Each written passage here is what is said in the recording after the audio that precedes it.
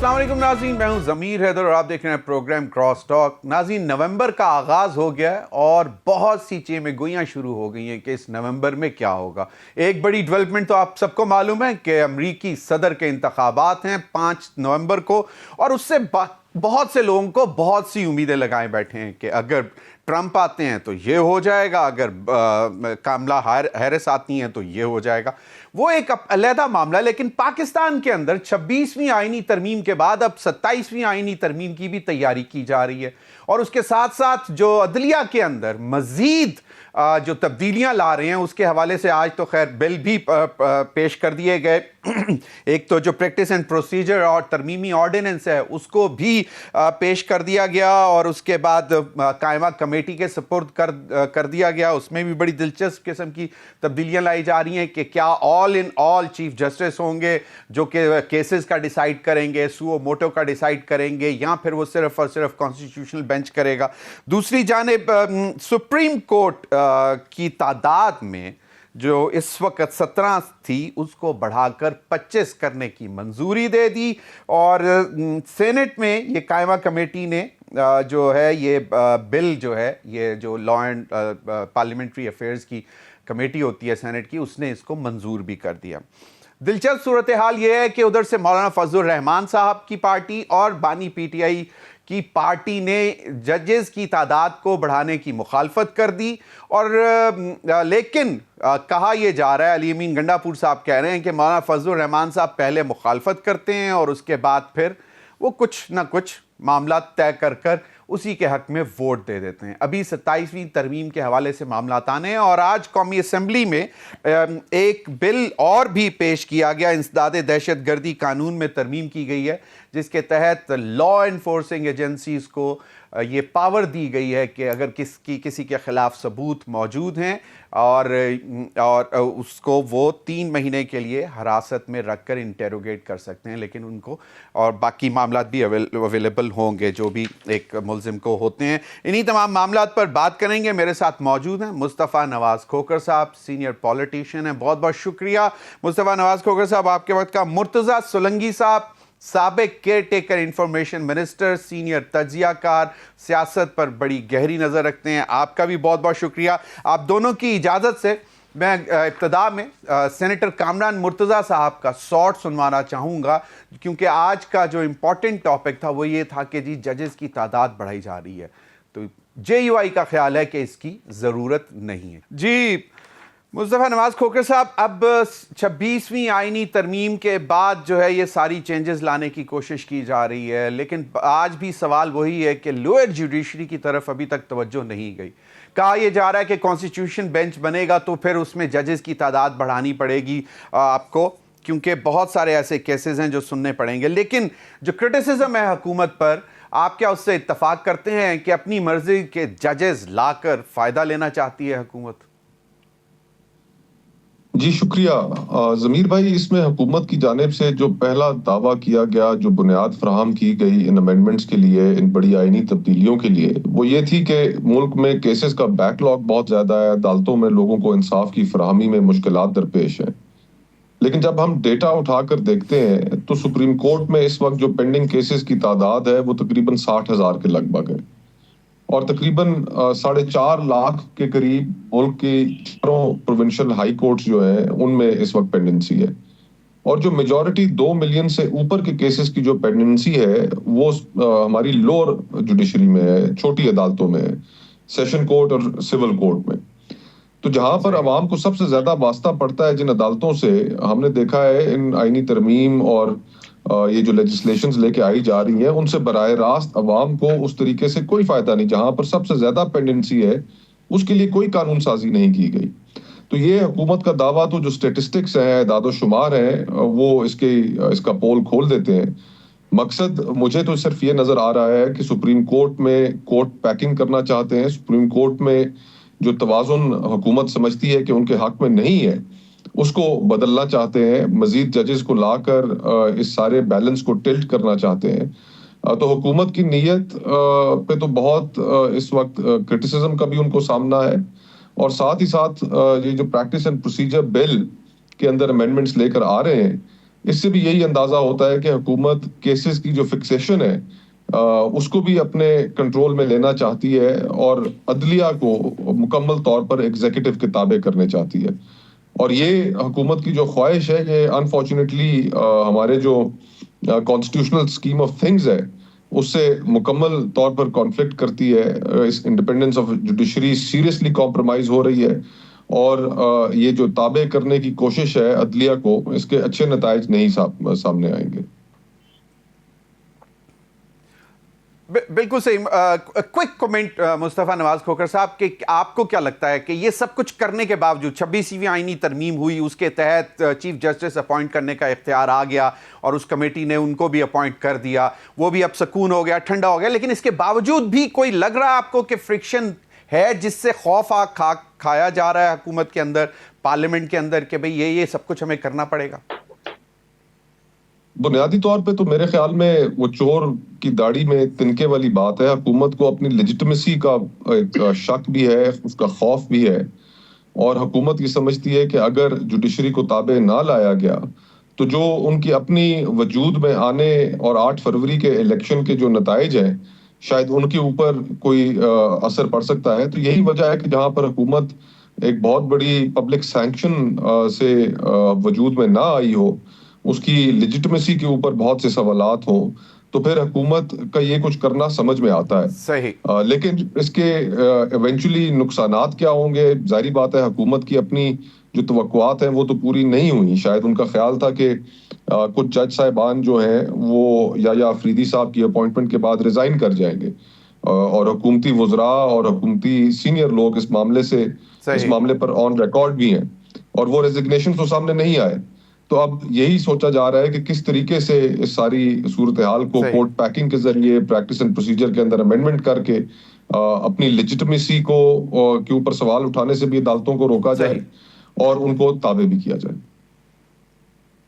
روکا جائے. بالکل صحیح, بالکل صحیح. جو 8 فروری کے انتخابات جو نگراں حکومت نے کرائے, اس وقت اس میں مرتضیٰ سولنگی صاحب وفاقی وزیر برائے اطلاعات تھے.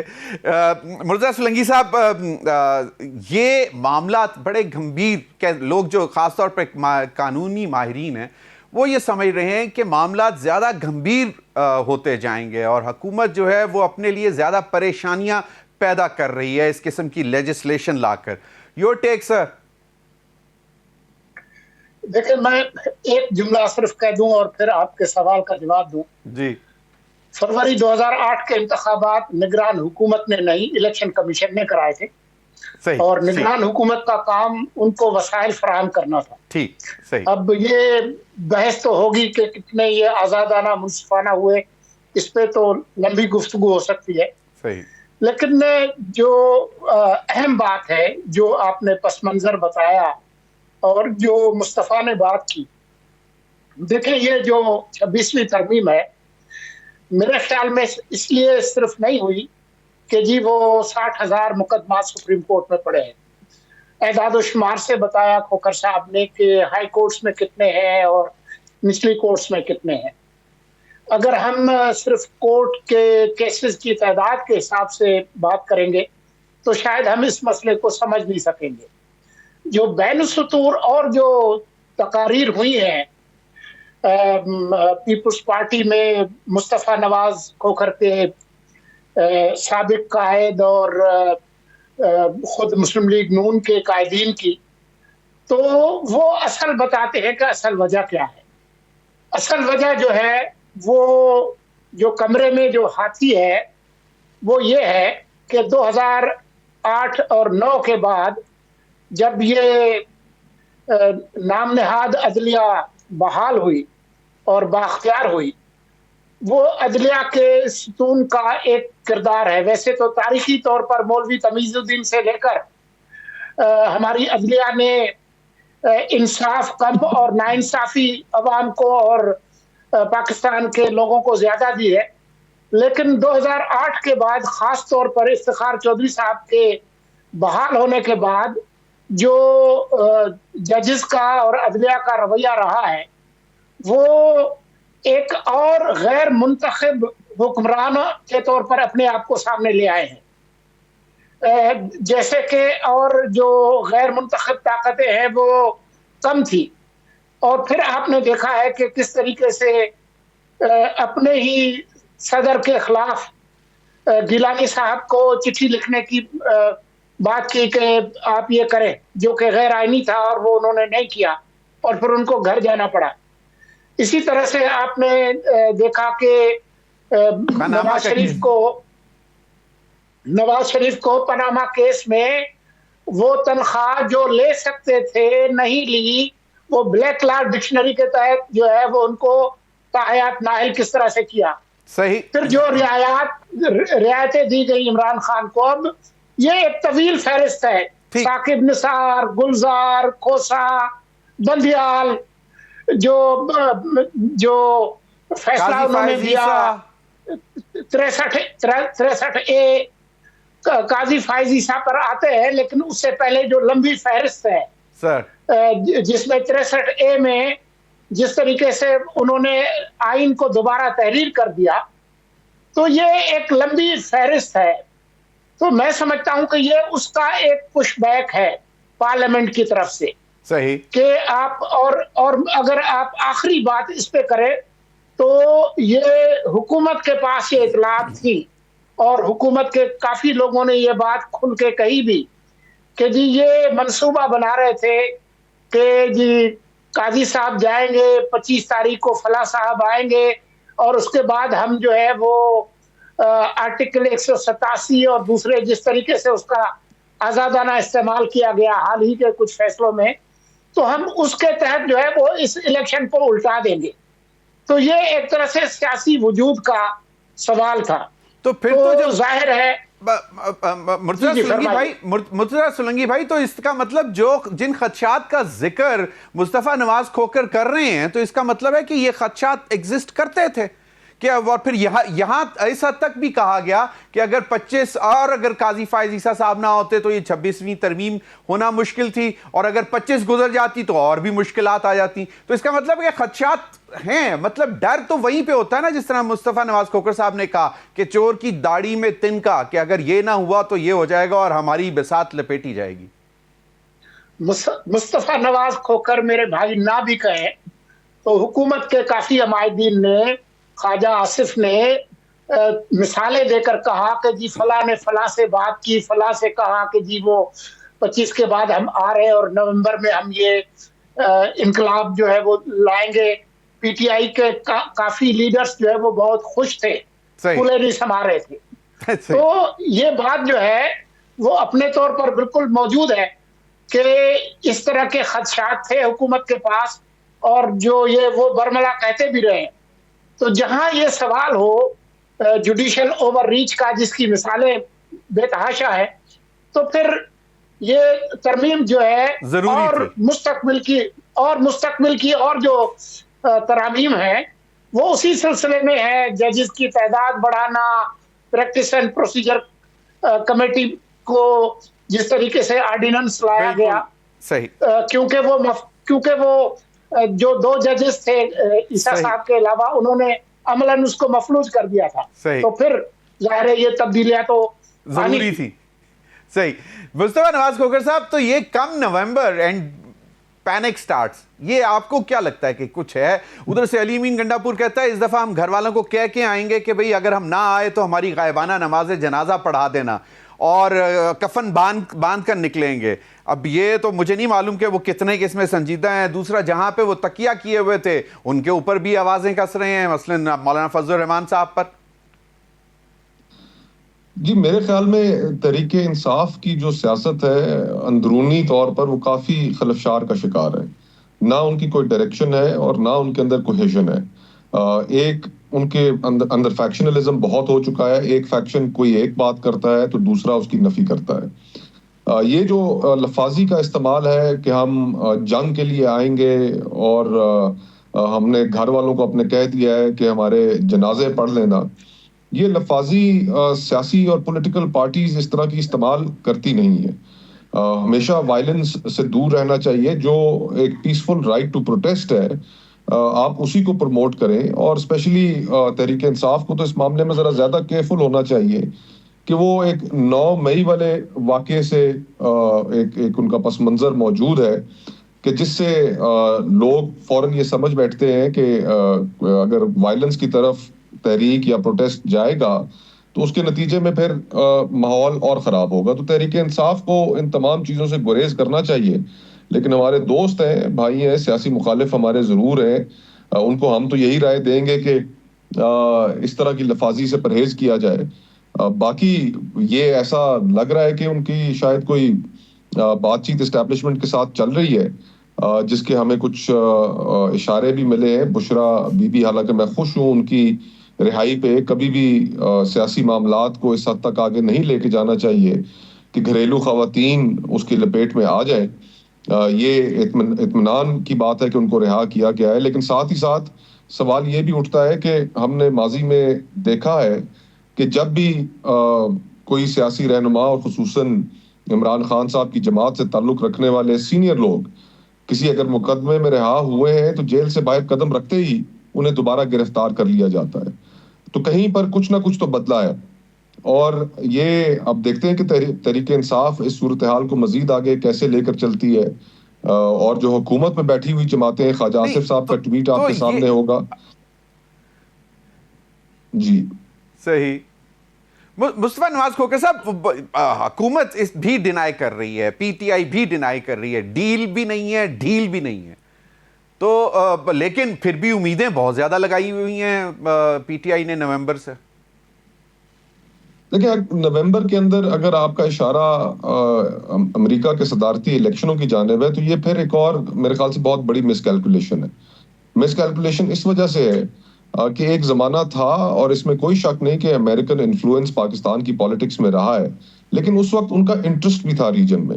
افغان وارز چل رہی تھیں اور وہ چاہتے تھے کہ پاکستان کے اندر پولیٹیکل کیوس نہ ہو، اور ایک اس وقت میں ایک ڈیموکریسی کے ساتھ کمٹمنٹ بھی تھی. لیکن اب معاملات تو یکسر بدل چکے ہیں. جو انٹرنیشنل پالیٹکس ہے وہ تبدیل ہو چکی ہے. امریکہ کا اس ریجن کے اندر انٹرسٹ نہیں رہا. تو یہ بھی ایک میرے خیال سے کافی بڑی مس کیلکولیشن ہے تحریک انصاف کی کہ ٹرمپ کے الیکشن جیتنے کے بعد کوئی ان کے لیے صورتحال تبدیل ہوگی. صورتحال تبدیل کرنے کا ایک ہی راستہ ہے ان کے پاس، اور وہ راستہ ہے کہ پولیٹیکل فورسز کے ساتھ، سیاسی جماعتوں کے ساتھ اپنی تلخیوں کو کم کرے، ختم کرنا چاہیے. بالکل. لیکن مجھے بریک کا کہا جا رہا ہے. بریک پر جانے سے پہلے میں آپ دونوں کے لیے ایک سوال چھوڑتا جا رہا ہوں کہ اگر جس طرح مصطفیٰ نواز کھوکھر صاحب کا خیال ہے کہ اب اس طرح امریکہ کا اتنا سٹیک رہا نہیں ہے اس ریجن میں، تو پھر یہ جو یاترا ہو رہی ہے، امریکہ یاترا، میاں نواز شریف صاحب بھی، اور اطلاعات ہیں کہ شاید بلاول صاحب بھی جائیں گے، تو یہ کس لیے ہیں؟ اور پھر پولیٹیکل اینالسٹ کا خیال ہے کہ چاہے وہ ٹرمپ آئے، چاہے کملا ہیرس آئے، میرا خیال میں کوئی فرق پڑنے نہیں لگا. بریک کے بعد.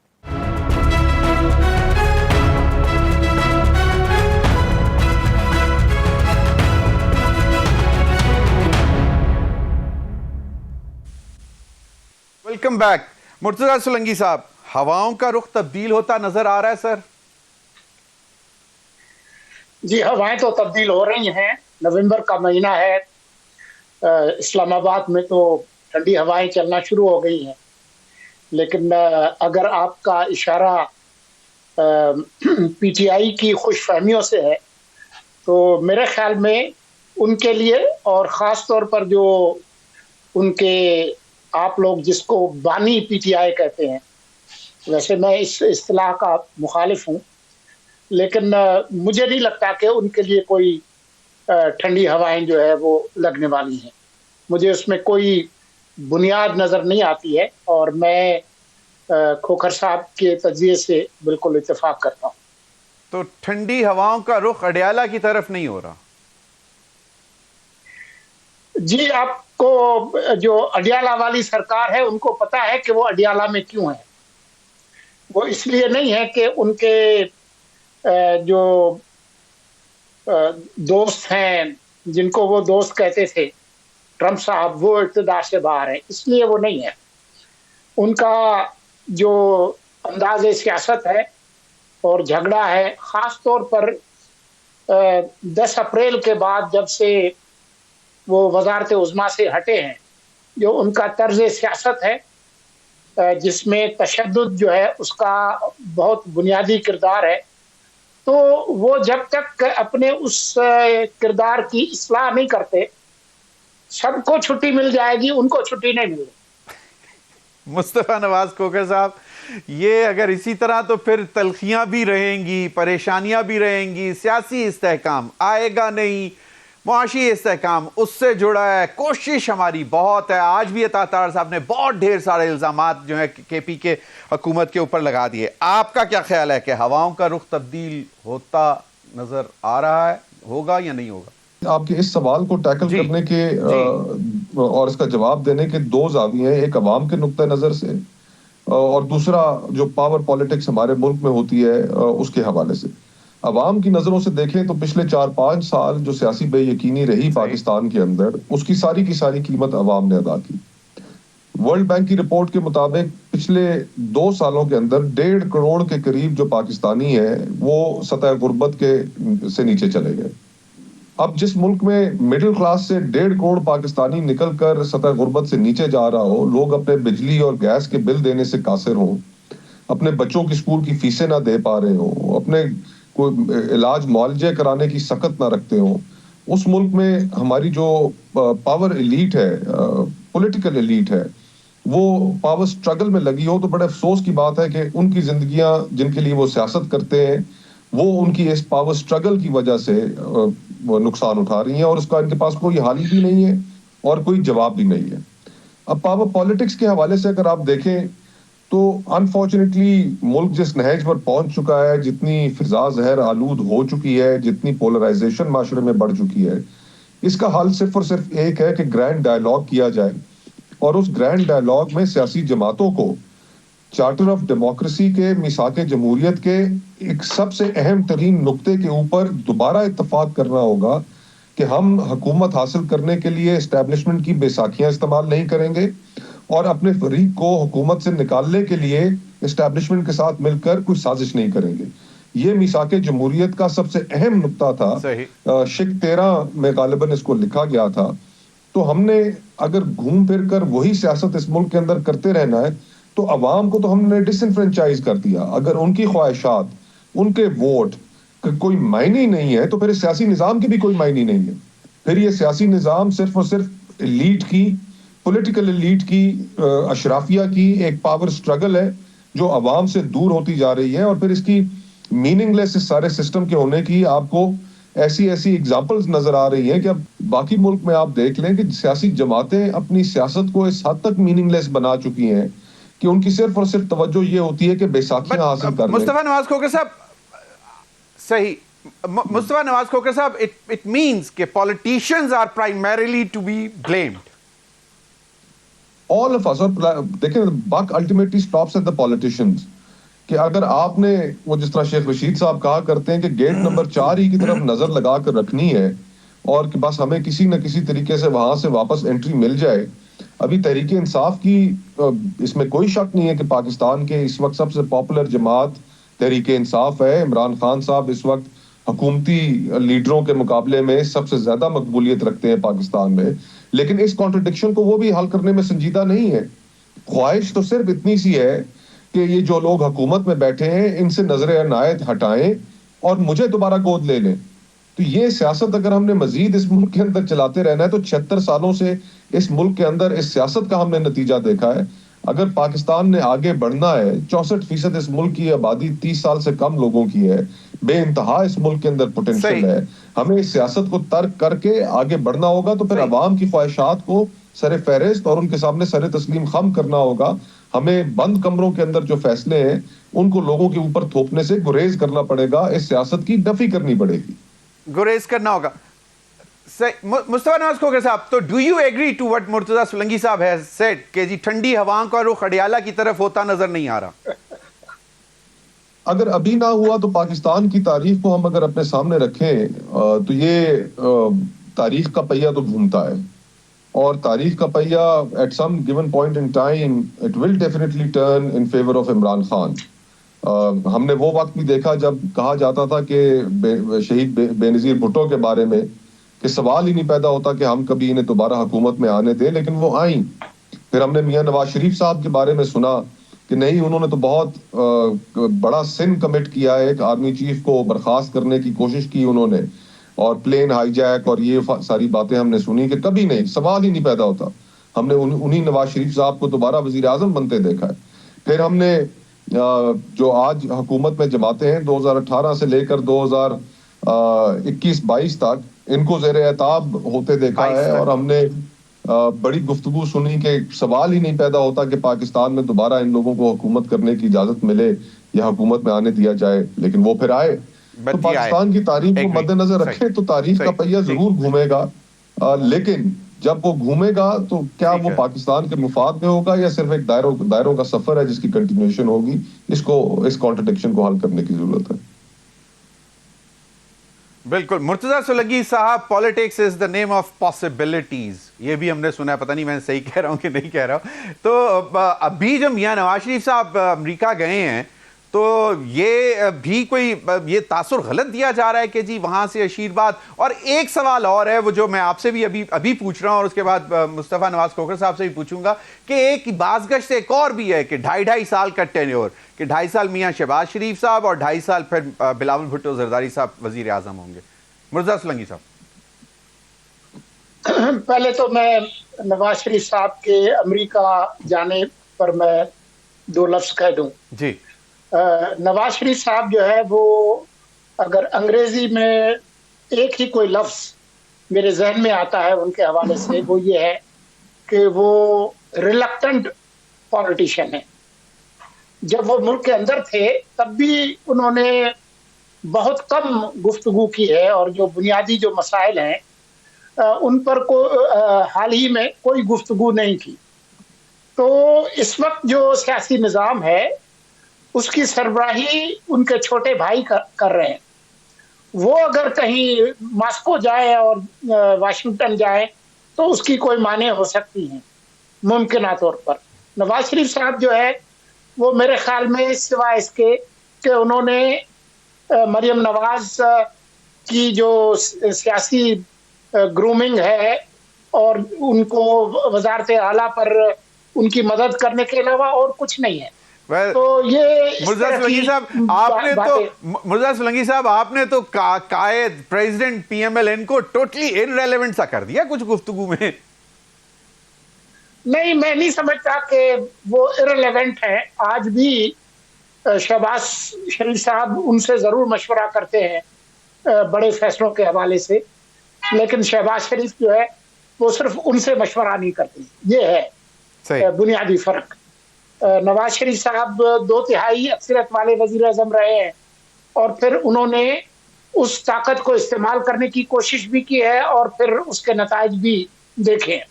تو میں سمجھتا ہوں کہ یہ اس کا حقیقت سے کوئی تعلق نہیں ہے ان کے امریکہ جانے سے. پیپلز پارٹی اور پی ایم ایل این کے درمیان کوئی اس قسم کا کوئی ایگریمنٹ ہو رہا ہے کہ 2.5 سال یہ مکمل کریں گے تو اگلے 2.5 سال بلاول صاحب؟ یہ میرے علم میں نہیں ہے. میں اگر اپنی جگہ پر بیٹھ کر سوچوں تو میں سمجھوں گا کہ یہ جو 2-2.5 سال والا جو معاملہ ہے اس میں کسی ایک کو فائدہ اور کسی ایک کو زیادہ نقصان ہوگا. تو میں نہیں سمجھتا کہ یہ اس طرح کا فارمولا جو ہے وہ چل سکتا ہے. ہونے کو تو بہت کچھ ہو سکتا ہے, لیکن میں اگر آپ کے پاس وقت ہے تو جو مصطفیٰ نواز کھوکھر نے جو بات کی ہے میں اس پہ صرف ایک جملہ کہہ دوں کہ یہ درست ہے کہ محترمہ کے لیے بھی کہا گیا تھا کہ جی وہ واپس نہیں آئیں گی, نواز شریف کے لیے بھی کہا تھا کہ جی وہ کانٹا لگ گیا ہے, لیکن پاکستان کی جو مستقل ریاست ہے اس کے خلاف جو کارروائی عمران خان نے کی ہے وہ انہوں نے نہیں کی تھی. محترمہ کو 2 دفعہ نکالا گیا, نواز شریف کو 3 دفعہ نکالا گیا, لیکن کہیں انہوں نے وہ کام نہیں کیے جو کہ خان صاحب نے خاص طور پر 9 مئی کو کیے. اور اس کے بعد بھی جو اس وقت بھی جب ہم گفتگو کر رہے ہیں تو ان کی جو ٹرول بریگیڈز جو کچھ کر رہی ہیں ملک کے اندر اور باہر, اس کا کوئی موازنہ نہیں بنتا. صحیح. मुस्तफ़ा नवाज खोखर साहब, अब मामलात यकीनन बड़े टेंस हैं, इंटरनेशनली भी आप कॉर्नर में होते हैं, ये तो सियासत की तो बात होगी, अगर आप इस पे भी कमेंट करना चाहें तो कर दें। एक चीज़ और जो मतलब चाइनीज़ एम्बेसडर के स्टेटमेंट के हवाले से एक कंट्रोवर्सी, डोंट यू थिंक मतलब कोई उस पर इतना स्ट्रॉन्ग रिएक्शन नहीं आना चाहिए था फॉरेन ऑफिस की तरफ से? जी, जहां तक मौजूदा हमारे मुल्क की सियासी सूरत हाल को अगर मैं सम अप करूं तो बस वो तो एक ही है कि नवी खबर आई है, खिजर साडा भाई है। ये हमने पहले भी होते देखा है और अगर दोबारा हो गया तो कोई अचंभे की बात इसमें नहीं होगी। और आज अपनी बेचारे स्कूल के बच्चे जी, बच्चियां, जी, आज वाला इंसिडेंट भी बहुत अंदोनाक और दिल दुखा देने वाला इंसिडेंट है। तो हम इन दो तंजीमों से पाकिस्तान लड़ रहा है, इनको इनके खिलाफ नबर्द आजमा है और इंशाल्लाह ताला जितनी रियासत के मुस्तफा नवाज पास खोखर beyond साहब, politics- do you see any silver lining? Do you see any silver lining? One liner, देखिए, कोई राह नजर आ रही है? इस वक्त तो बहुत नाउमीदी है मुल्क में, होपलेसनेस है। अगर पॉलिटिकल टेम्परेचर कम होगा तो फिर उसके नतीजे में हम ये समझ सकते हैं कि मैशत भी चलेगी और सियासत भी आगे चलेगी। सही। सोलंकी साहब, मुर्जा सोलंकी साहब, योर वन लाइनर, कोई बेहतरी की तरफ?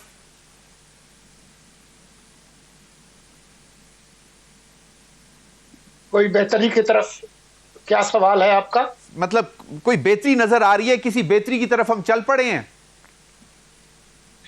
देखें, कुछ चीजों में तो हल्की फुल्की बेहतरी है। जो मुआशी सूरत हाल जितनी आज से 6 महीने बुरी थी पहले, वो उतनी नहीं है। कुछ एक इंक्रीमेंटल आपको बेहतरी नजर आ रही है।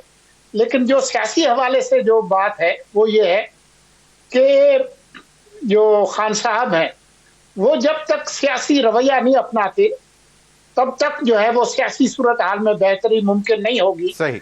और उनके रवैये, उनका जो रवैया है वो खुद उनकी पार्टी को लेकर बैठ गया। सही। बहुत बहुत शुक्रिया आप दोनों हजरात का। नाज़रीन, वक्त हुआ एक ब्रेक का। ब्रेक के बाद हाजिर होंगे तो हमारे साथ होंगे हारून शरीफ साहब, साबिक चेयरमैन बोर्ड ऑफ इन्वेस्टमेंट, और PIA की निजकारी की कोशिश जो भी हुई उस पर बात करेंगे। Stay with us.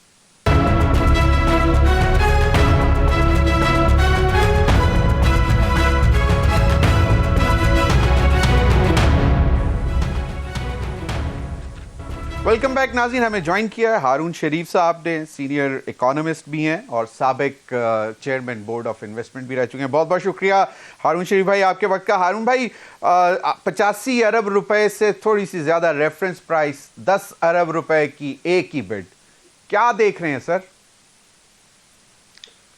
Ji, it's a sad day for honestly Pakistan के लिए कि पाकिस्तान की जो एक इदारा, उसको एक इतनी बड़ी एक डील की असाइनमेंट दी गई, ना तो वो उसको पॉलिसीज में क्लैरिटी ला पाया, ना उसमें कोई बिडर्स की शॉर्टलिस्टिंग मुझे प्रोफेशनली होती दिखाई दी। और जो हमने अभी पब्लिकली देखा, कभी भी आप एक बिडर के साथ इस तरह निगोशिएट नहीं करते। एंड फिर जो प्राइस का डिफरेंशियल आया वो हर चीज के अंदर एक कंसिस्टेंट फेल्यूर दिखाई दिया और एक नॉन सीरियस एटीट्यूड दिखाई दिया आपके सबसे बड़ी प्राइवेटाइजेशन गालिबन पाकिस्तान की हिस्ट्री की इदारे की जो आपने की। अब हुकूमत को अगर मैं देखूं, देखिए कुछ माह पहले, कुछ हफ्ते पहले किस कदर भाग दौड़ की गई एक आईनी तरमीम के लिए। तरजीहात बड़ी क्लियर है कि इसको इतना केयरलेसली लिया गया, इनकॉम्पिटेंस है, क्रेडिबिलिटी का गैप है, ट्रस्ट का डेफिसिट है, नॉलेज कोई नहीं, तो सब चीजें मिला के पाकिस्तान के लिए, फ्यूचर के लिए बहुत नुकसान हुआ।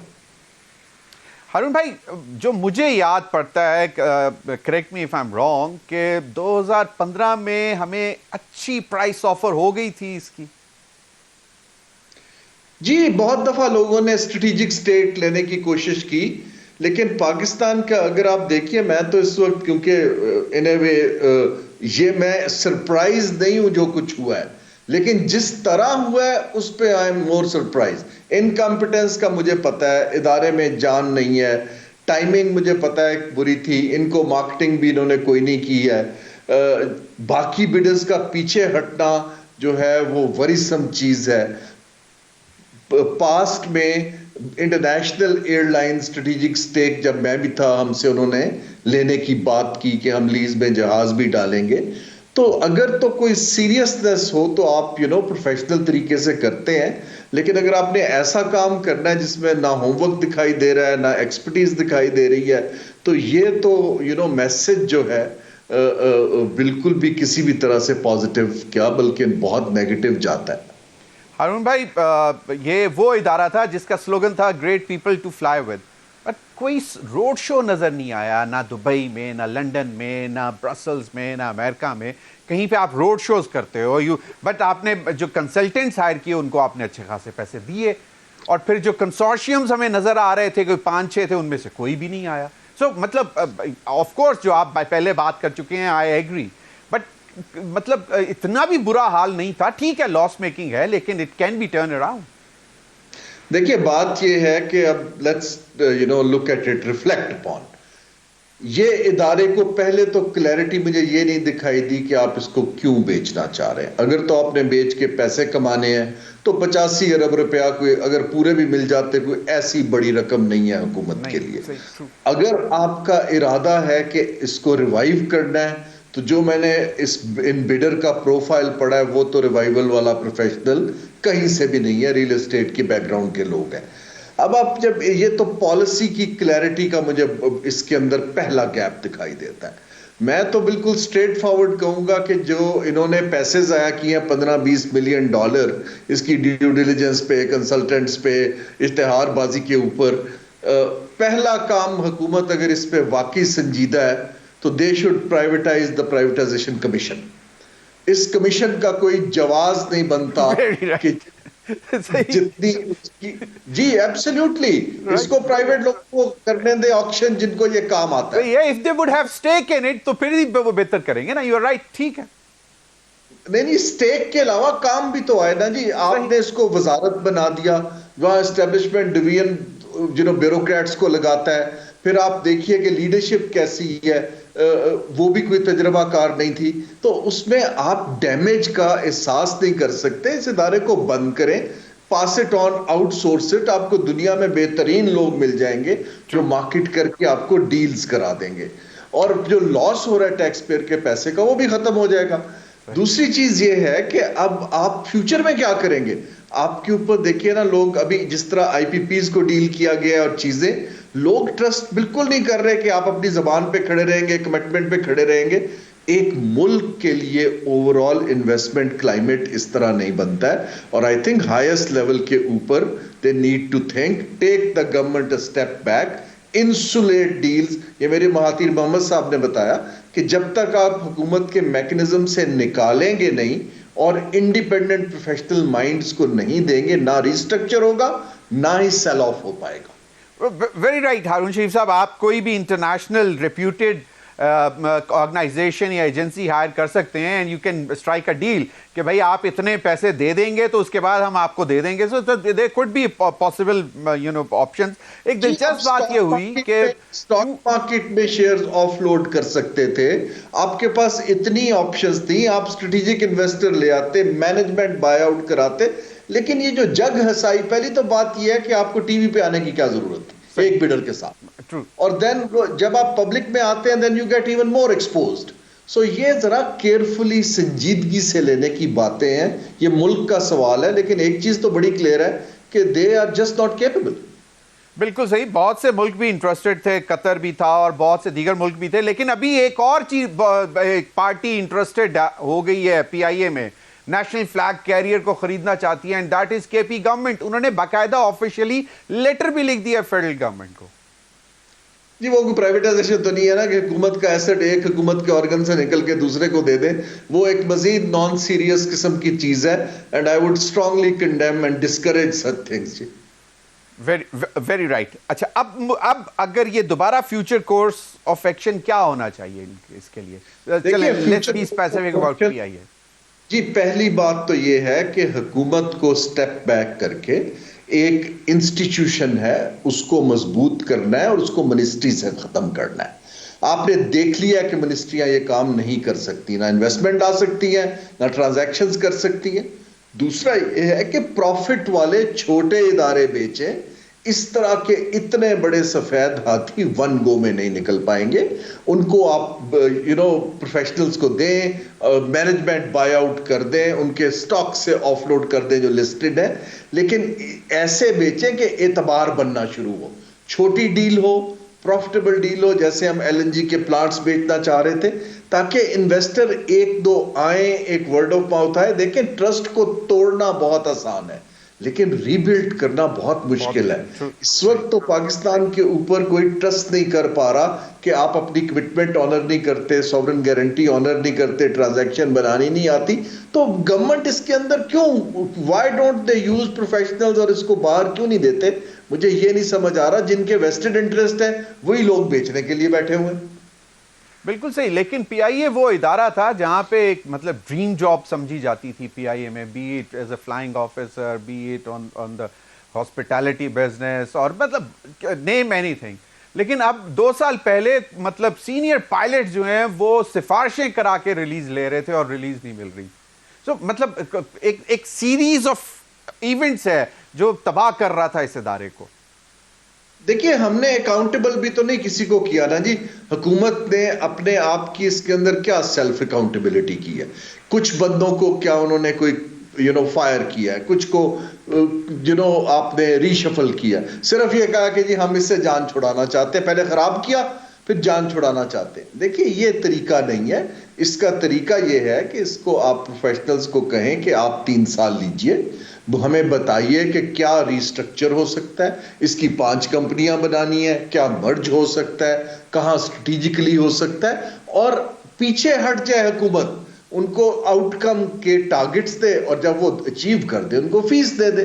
یہ جو سرکار کے اندر کھیلنا ہے اور اس طرح پاپولزم دکھانا ہے اور بولیاں کرنی ہے، دیٹ از سم تھنگ، وہ حکومت کی بھی اور ملک کی جگ ہنسائی ہوتی ہے۔ ہمیں تو خود شرم آتی ہے پروفیشنلز کو بات کرتے ہیں انویسٹرز کے ساتھ کہ اس طرح کی ڈیل سے تو میں تو ان کو ایڈوائز کر رہا ہوں، اور سیریسلی سب سے کہہ رہا ہوں کہ آپ ڈائریکٹلی پرائیویٹ سیکٹر سے بات کریں، حکومت سے بات کرنے کی کوئی آپ کے پاس ضرورت نہیں ہے نا، انلیس کہ آپ کو کوئی پرمیشن چاہیے۔ صحیح۔ ہارون شریف صاحب کوئکلی ایک بس لاسٹ ایک کمنٹ ہے آپ سے مجھے چاہیے کہ جب ایک ہی بڈر رہ گیا تھا تو the could have postpone it نا، کہ بھئی چلیں مطلب دوبارہ ایکسپریشن آف انٹرسٹ منگا لیتے ہیں، کوئی آفت تو نہیں آ جاتی۔ ایک بڈر کو لا کے جس طرح آپ نے پہلے کہا تو the could have done it نا، پہلے بھی کرتے رہے ہیں۔ جی کہہ رہا ہوں کہ آپ کو اتنی بھی نہیں سمجھ کہ بولی لگانے کی پروفیشنل نارمز کیا ہے۔ پروفیشنل نارمز یہ ہیں کہ you need to ensure some competition تاکہ ٹرانسپیرنسی نظر آئے اور پرائس ڈسکوری ہو۔ ایک بڈر ہے، ایکچولی اس نے تو 10 بلین بہت زیادہ لگائی ہے، وہ 10 روپے بھی لگا سکتا تھا، ان کے پاس تو کوئی کمپٹیشن نہیں تھا نا جی۔ So the question is کہ آپ یا تو behind the scene پہلے جج کرتے ہیں کہ کس کی کیپیبلٹی کیا ہے، جب آپ نے کوئی ڈیلیجنس ہی نہیں کی ہوئی ہے تو پھر یہ سارا دیکھیں نا انفارچونیٹلی مذاق بن گیا۔ صحیح، بالکل ویری رائٹ۔ لیکن ہارون بھائی اب میرے پاس وقت ختم ہو رہا ہے، لیکن ایک بڑا امپورٹنٹ چیز رہے گی کہ کہا یہ جاتا ہے کہ جو لاس میکنگ چیز ہو وہ اگر 1 روپے میں بھی بک رہی ہے تو بیچ دیں، آنے والے دنوں میں ہزاروں اربوں روپے سے کا لاس کرنے سے کمپیٹنٹ لوگوں کو بیچیں جو اسے چلا سکیں۔ بہت بہت شکریہ ہارون شریف صاحب آپ کے وقت کا۔ ناظرین اب تک کے لیے اتنا ہی، اجازت دیجیے، اللہ حافظ۔